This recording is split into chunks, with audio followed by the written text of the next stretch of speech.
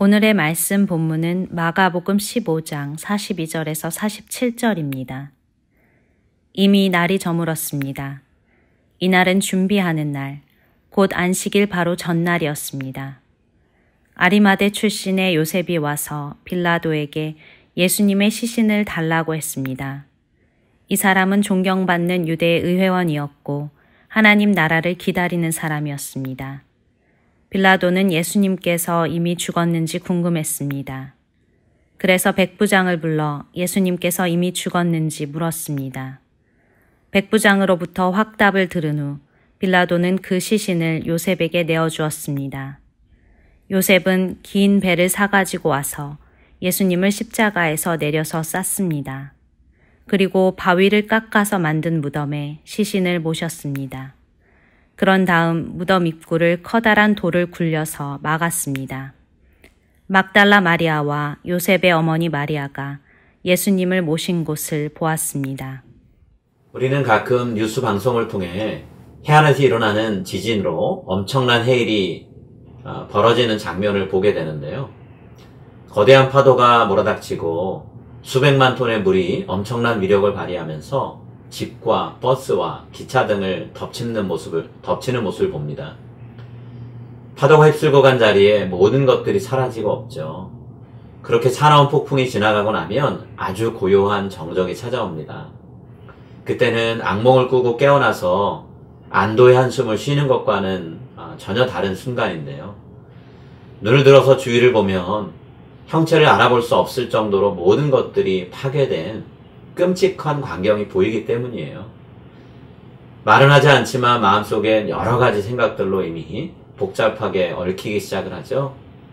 어디서부터 청소를 해야 할지, 무엇을 치워야 할지, 어떻게 일상생활과 또 공동체를 재건해야 될지 몰라서 멍하니 하늘만 쳐다보게 됩니다.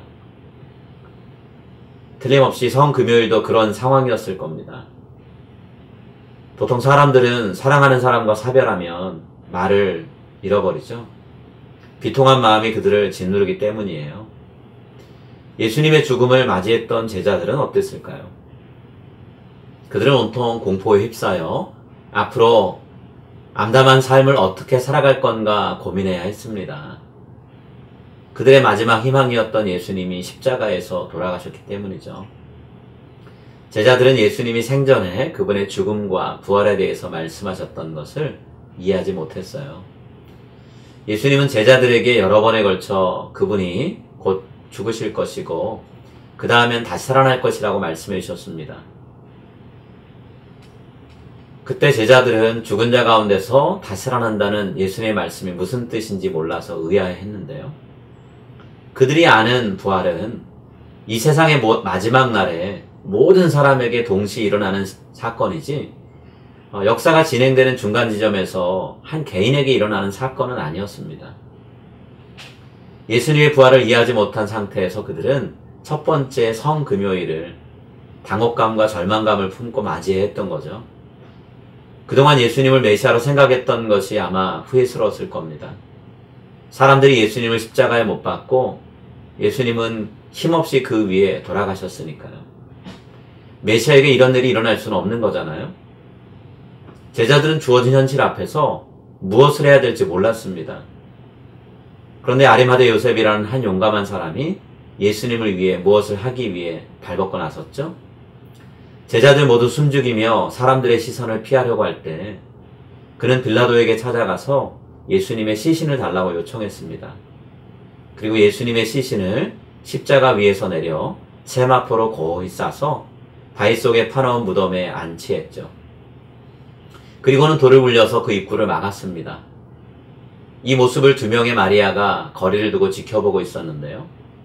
그 어느 누구도 감히 입을 열어서 말을 하는 사람이 없었습니다. 그저 슬픈 정적만 그곳에 흘렀죠.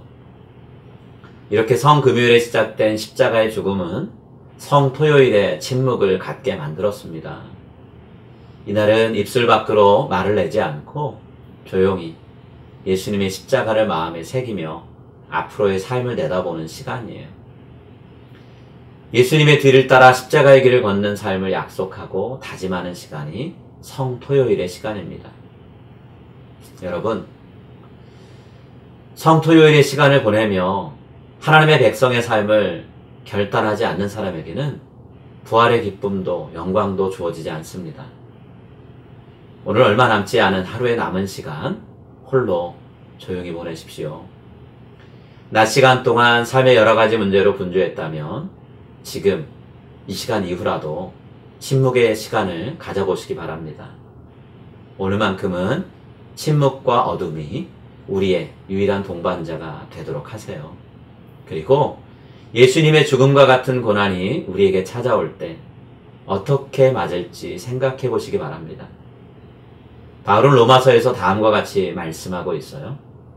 자녀이면 또한 상속자, 곧 하나님의 상속자요. 그리스도와 함께한 상속자니 우리가 그와 함께 영광을 받기 위하여 고난도 함께 받아야 할 것이니라. 주님과 함께 십자가의 고난을 당하고 주님과 함께 부활의 기쁨도 누리는 저와 여러분이 되기를 소망합니다. 이제 오늘 주신 말씀을 붙잡고 다음의 기도 제목으로 함께 기도하시겠습니다. 하나님, 수많은 소리들에 둘러싸여 정작 주님의 목소리를 듣지 못하는 삶을 살게 됩니다. 침묵 가운데 주님을 잠잠히 바라보며 그분이 하시는 말씀에 귀 기울이게 하소서. 십자가의 죽음이 있어야 부활의 소망이 뒤따르는 것처럼 내게 주어진 그리스도의 남은 고난을 기꺼이 받아들이고 잘 감당하게 하소서.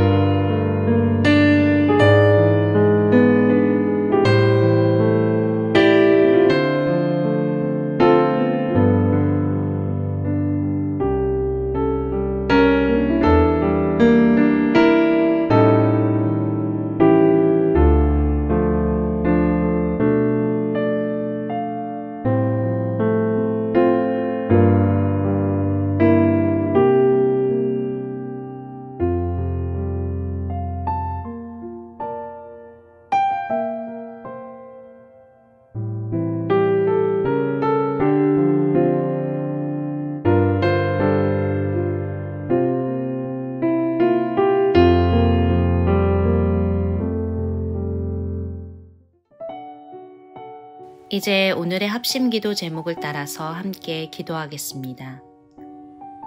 예수님이 십자가를 지고 고난과 순종의 길을 걸으셨듯이 나도 내 십자가를 지고 순종의 길을 걷게 하소서. 나를 돌아보는 시간을 가질 뿐만 아니라 주변에서 아픔과 괴로움을 겪고 있는 이들을 돌보게 하소서. 하나님의 말씀을 깨닫고 아는 데서 그치지 않게 하시고 실천함으로 말씀의 능력을 체험하게 하소서.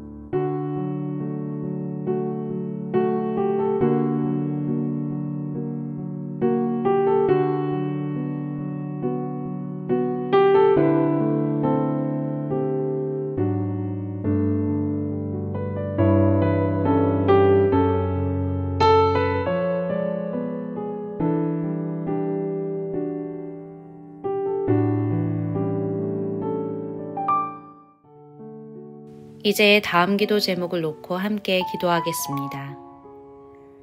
미얀마에서 벌어지는 학살과 총격이 중단되고 국민을 제대로 섬길 새로운 정부가 세워지게 하소서. 북한과 중국을 비롯한 여러 나라에서 벌어지는 반체제 인사들의 구금, 고문, 학대가 사라지게 하소서. 코로나 팬데믹과 기아, 그리고 자연재해와 인재로 인해 삶의 위협을 받는 이들을 지켜주소서.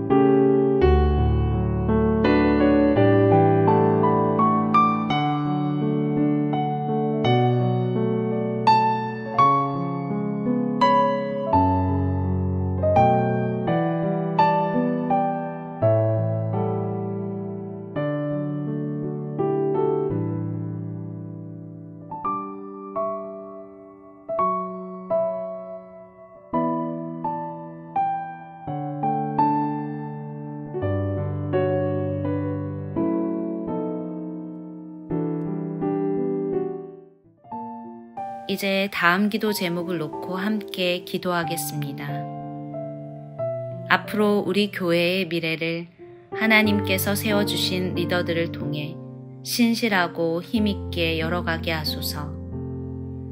다음 세대를 이끌어갈 자녀들을 지혜롭게 하시고 성경적인 세계관을 갖고 세상을 살아가게 하소서. 우리 교회가 지역사회의 필요를 채우고 세계 선교에 더욱 힘을 쏟아 하나님 나라를 확장하게 하소서.